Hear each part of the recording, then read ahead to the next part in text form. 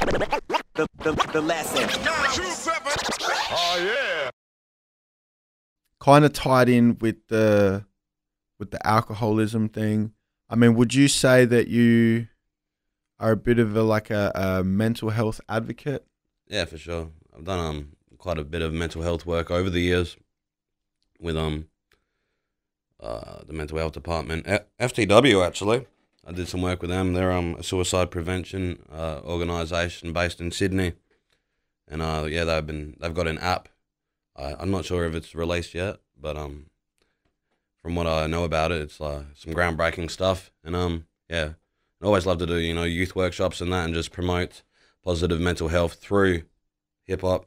Just because it's helped with my mental health a lot. Just being able to write and express it, without kind of worrying about getting judged. And I think it's very healthy to to write about your problems. Did you find, like, when you first got into rap and you started penning shit, that wasn't really what you were trying to do? Oh no, man! When I first started, I was talking about chains and bitches, man. Mang. See, that's my accent coming back. Yeah, but I did listen to Eminem a lot growing up, so that, writing about personal issues always was a part of my raps as well back then, because I was used to hearing about it. And so do you find that when you write, when you vent that stuff out on paper, it really does have, like a positive impact on you? Yeah, for sure, man.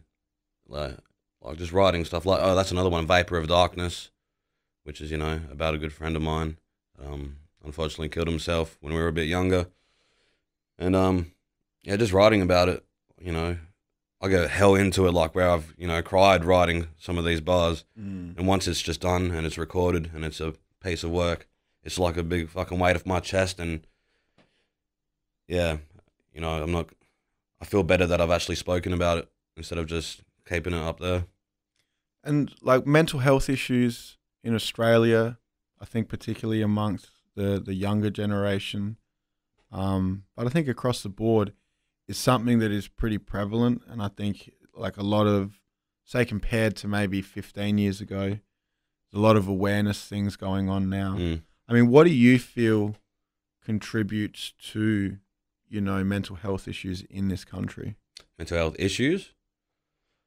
Well, obviously, I think drugs and alcohol probably play a big part. I think not being able to really address the issues early, because kids are like, there's so much stigma surrounding mental illness. It's not so much now. It's starting, like, people are starting to be more open about it. That's what I love seeing on my videos, like Jordan and that. People will tag their mates going, I love you, and they will actually talk about it in the comments. But I think a big thing is people having no one to talk to about it, or they're scared they're going to get judged.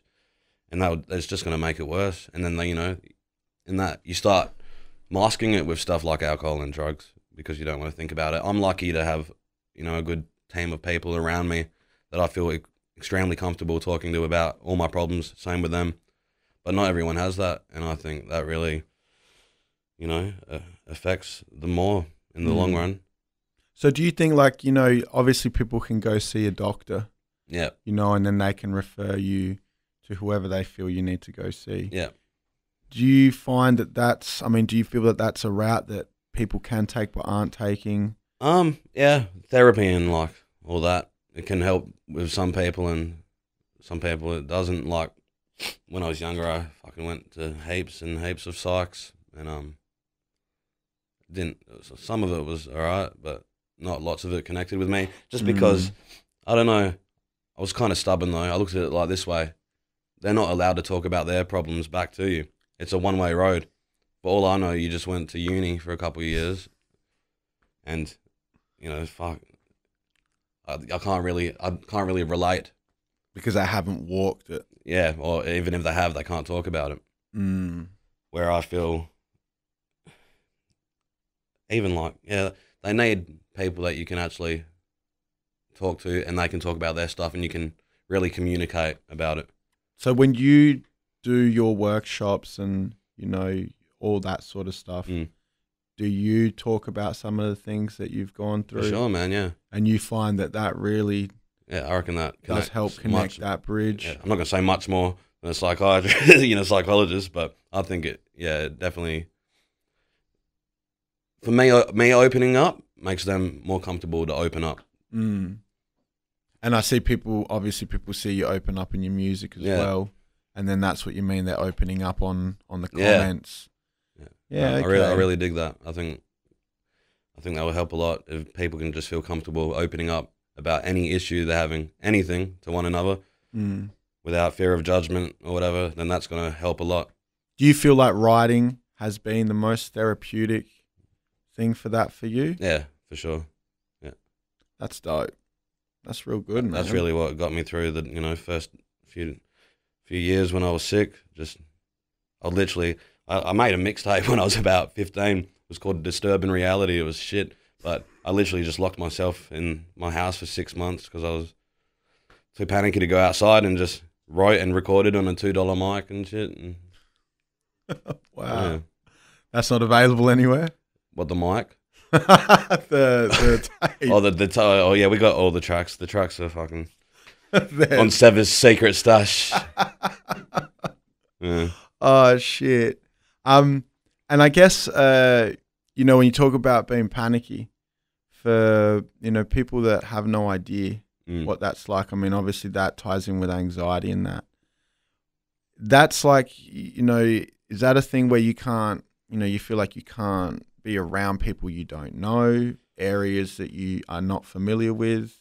Well, there's anxiety and then there's like panic attacks. Okay. So the anxiety is, being unfamiliar places, being, crowded places. But the ultimate fear for me is the fear of having a panic attack in those places.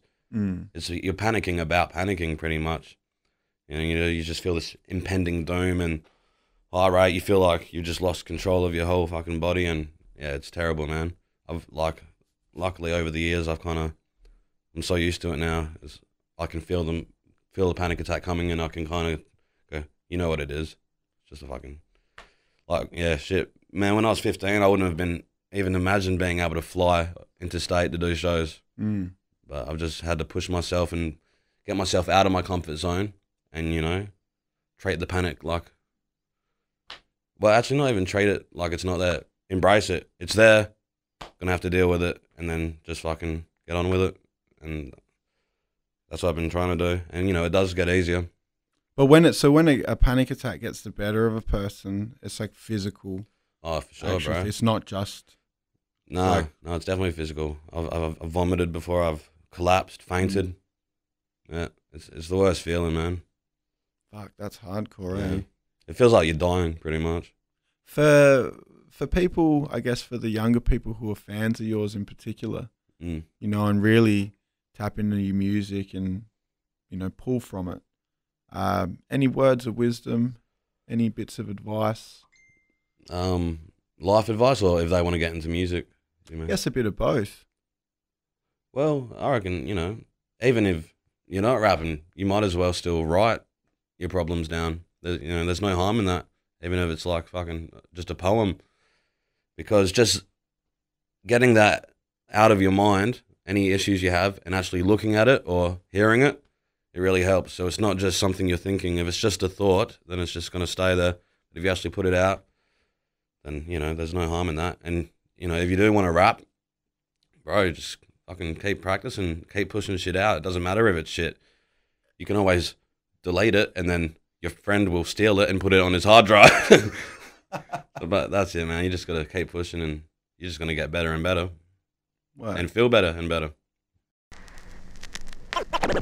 The lesson. 2-7. Oh, yeah.